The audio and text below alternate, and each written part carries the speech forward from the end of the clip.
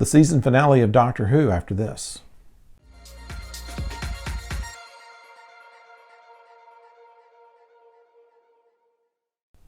Hello out there, I'm the oldest nerd, and in this episode entitled The Battle of Ranskoor of Kolos, we have the Doctor and company who are responding to 7 distress signals. We'll find out more about that as the show goes on, but as a prequel to the Doctor's appearance in this, we see 2 high holy people who are about to construct a shrine.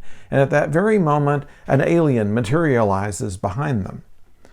We find out in the show that this alien is mistaken for their deity, and they build the shrine based on what this alien wants.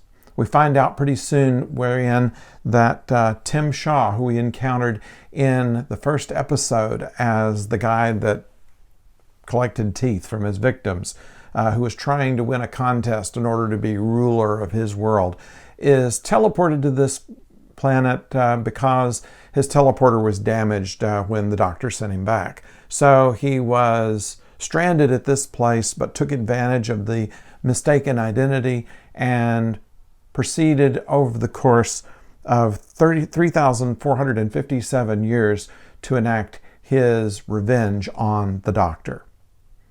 When she sees him and asks how long he's been there, he tells her, and she says in one of the good lines in the show, "I bet the center really dragged."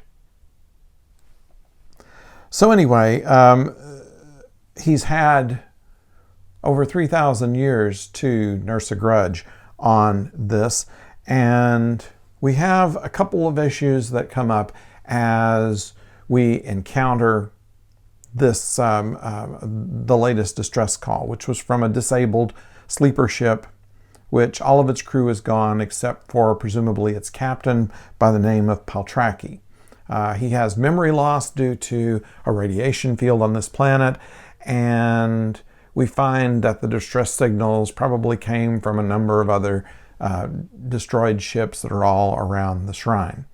The Doctor and company decide to investigate. The Doctor loads up with grenades and all kinds of weapons in order to, what she specifically said was to knock down walls, but she didn't want to hurt anybody. In which Graham took her aside and said, if I encounter Tim Shaw, I will kill it if I can. The Doctor says, go back to the TARDIS. Graham refuses. She warns him that she is not going to defend him if he gets himself in trouble trying to do this. Obviously, she was very much against him trying to kill Tim Shaw because it would make him essentially as bad as Tim Shaw. We don't know at this point just how far Tim Shaw has taken the Ooks, who were the people we saw in the very beginning of the episode. But by mistaking him for their deity, they have done some terrible things, including imprison a number of planets, the 9 planets of the civilization that is explained to them by Paltraki. We find that the Ooks are dimensional engineers, and in fact, in walking into the TARDIS, they immediately are able to say it's dimensionally transcendental, which is, it harkens back to, I believe, the 4th Doctor mentioned that at one point to one of the assistants, which someone asked, what does that mean? And he said, well, it means it's bigger on the inside than it is on the outside. The Ooks are surprised that the Doctor recognizes who their creator is and wants to be brought to him, and the creator reveals that all of these plans were to get his revenge on her because he's had to spend an eternity on this place. But then a good part of it was he was trying to be a ruler of his own world, and instead he is the god of this planet. That doesn't go over well with the Doctor, who then proceeds to try and get the Ooks freed from his influence, in which he does, and restore everything. Without going into the nitty-gritty details about that, we will just say that there was some good Doctor-centric scenes in this where she takes charge. She comes up with the technological ideas in order to make things work. They're pulling cables out of the TARDIS. It goes all the way back to the Eccleston time where they're dragging cables out of the TARDIS in order to do something. So what we have here also is the personal story of Graham before he joins the crew of the TARDIS, is that he has lost grace.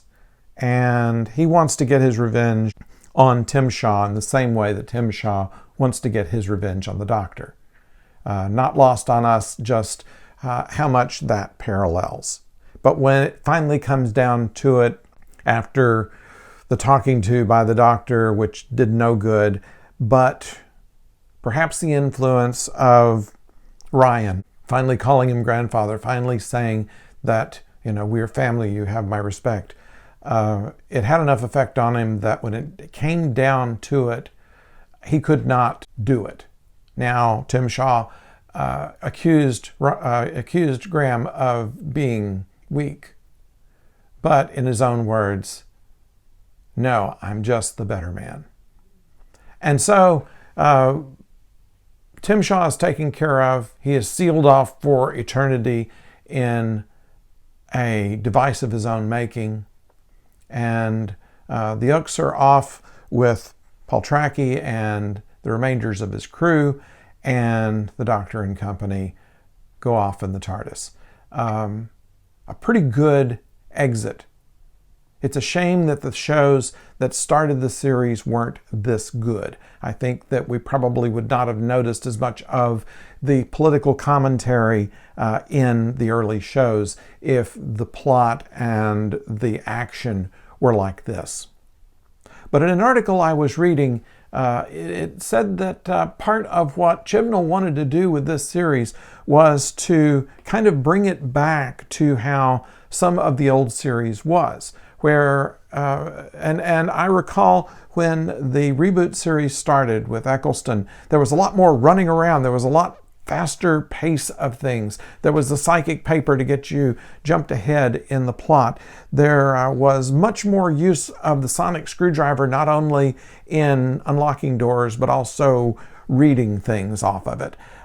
This was all of things to make the plot go faster, to have more action to it, to make it much more action-adventure than it was even in its previous series before it was closed down in the late 80s. So that's taken a lot of people aback. It has drawn more attention to the political points.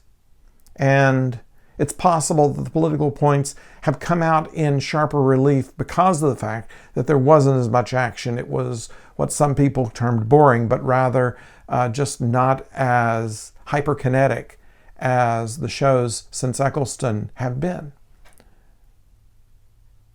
And so that's where we stop here. We will be back, we'll be talking about this next week as well with other aspects that we may have picked up from the entire series. And of course, we'll be back in time to talk about the New Year's special.